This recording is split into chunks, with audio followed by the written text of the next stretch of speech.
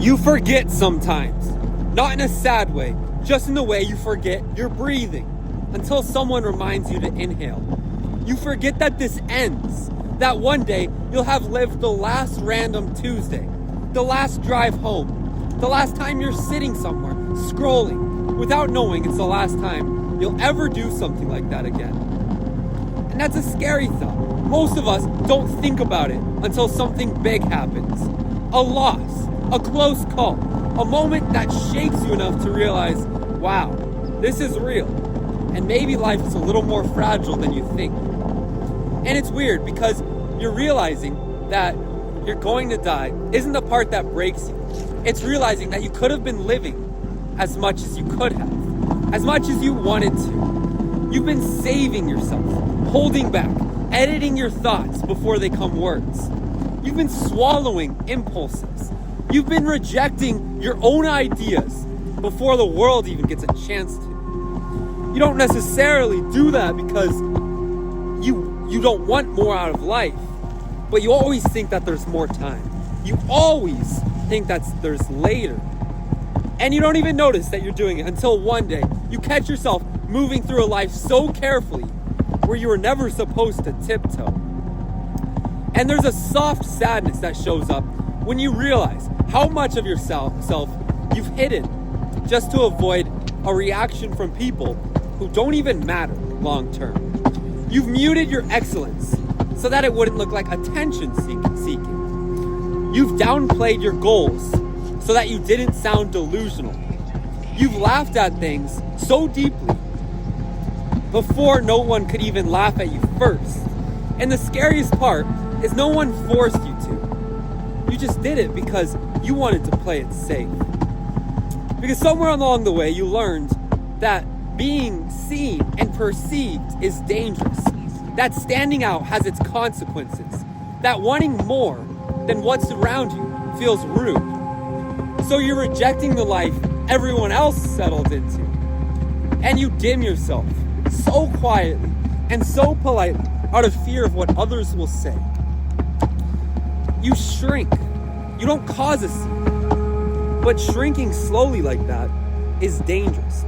It's as dangerous as letting your hood low and have it get caught in the wheels, because it's happened before. Just like before, you've let down your dreams. You've worried you wouldn't make it. You've worried, what if you're not good enough? What will other people think? You've done that before, and you can admit you've done that, and that's okay, because everyone gets scared and everyone gets uncomfortable. But what separates those who actually achieve their dreams and who live in a life of comfort is who really chases it, who really wants it. So that's a tragedy that most people never talk about. It's not heartbreak. It's not failure. It's not being left behind. It's living a life you were lukewarm about, just so no one could criticize you. And it's strange, because the moment you remember that life is temporary, all that starts to feel ridiculous. You don't feel shameful, but it's more free. You start looking at the choices that you've made. And you think about all the ones that you've made out of fear. And why did you care? Why did you avoid embarrassment and think that was more important than the actual direction of your life? You realize that the people you were scared to disappoint, most of them aren't even watching you as closely as you think. You could disappear tomorrow from someone's life and their world wouldn't collapse. So why would you live for someone else? Why would you even care what they could think? And if they talk bad, of course they will. Because they will talk bad whether you go for your dreams or you don't. Which means that you've spent a lot of time censoring yourself in a room full of people who are mostly thinking about themselves. And that realization humbles you, but it also releases you at the same time. Because the fear of judgment suddenly looks small next to the size of your life. So just chase after what you really want. Live how you want to live. Because you are wasting a life trying to live it correctly. Because there is no correct. Life is life. How many times do you go back and think about, wow, I wish I could have done this differently? How many times do you regret something? I know I have. I know I have many times. I have screwed up many times. I was not a good teenager. And I apologize to my parents time and time again because I I didn't listen to them. I wasn't kind to them. But you can't go back. You can never go back. You can start today, because today is the start of the future that you're dreaming for. The dreams that don't go away when you mute them. The ideas that show up again and again, like invited guests, until they refuse to leave. The life that you imagine when you're tired and honest, and not trying to sound impressive, that is the real life that you want. And you can feel when you're getting closer to it, because you start caring a little bit less about how you look while doing it. You'll still get scared.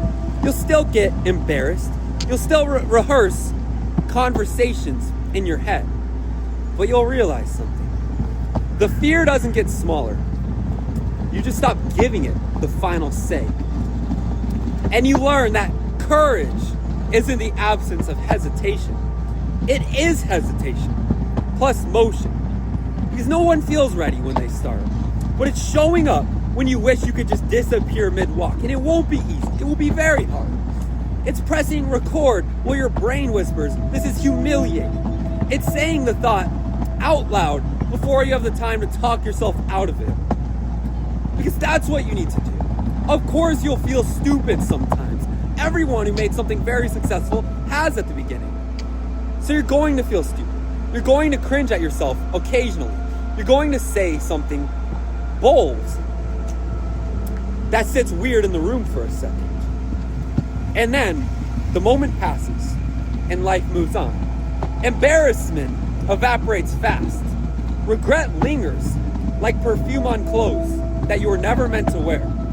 One fades in seconds, and the other one follows you forever. And sometimes people will think what you're doing is cool. For example, this police officer is shooting a scene or something right here. You don't really know what somebody's doing until you see the final outlook of it. You might just see this guy standing there on the side with a camera. You might think, what is he doing? But they don't see the final outlook of it. And not everybody will like it, but a lot of people will. And who cares if they don't like it? Because you do. And that's all that matters, doesn't it? So, regret is debt people pay for choosing to play it safe too often. And safety feels noble until you realize it was just fear wearing a gentle disguise. And you didn't choose comfort because you wanted peace. You chose it because it asked less of you. And there's nothing wrong with being scared. But there is something quietly heartbreaking about letting that scared version of you make all the long-term decisions. Because one day, you will have to face the version of yourself that lives with the consequences of your silence. The consequences of you not going all in and chasing what you want. It won't punish you, but it will compare notes. And when that day comes, you want to be able to look back at yourself and say that you were scared, but you still moved. Not that you were so scared that you kept waiting, because some people wait their whole life for confidence to arrive, like permission. And it doesn't come. It doesn't work like that. Confidence comes from keeping small promises to yourself until trusting yourself feels normal. So you just have to repeat it enough times that you feel comfortable. It won't be a giant, heroic promise. It won't be cinematic, but it'll be tiny ones that you keep every single day when no one sees.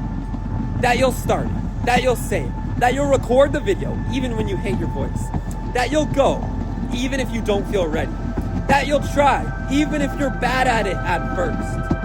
I was so bad at this for so many years until I practiced it over and over to where I was able to do it. So you collect those moments quietly, and one day you look up and realize that you've built a self that you no longer have to talk into doing things. You've built someone who shows up, not flawlessly, not fearlessly, just persistently. And there's power in that quiet consistency that nobody celebrates in real time, but everyone envies in hindsight.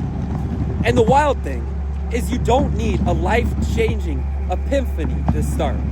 You don't need to hit rock bottom or lose something or get jolted awake by tragedy. You just need the sentence that you don't want to keep living days you won't remember.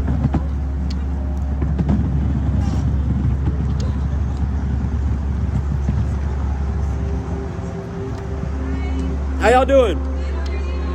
Good, thanks.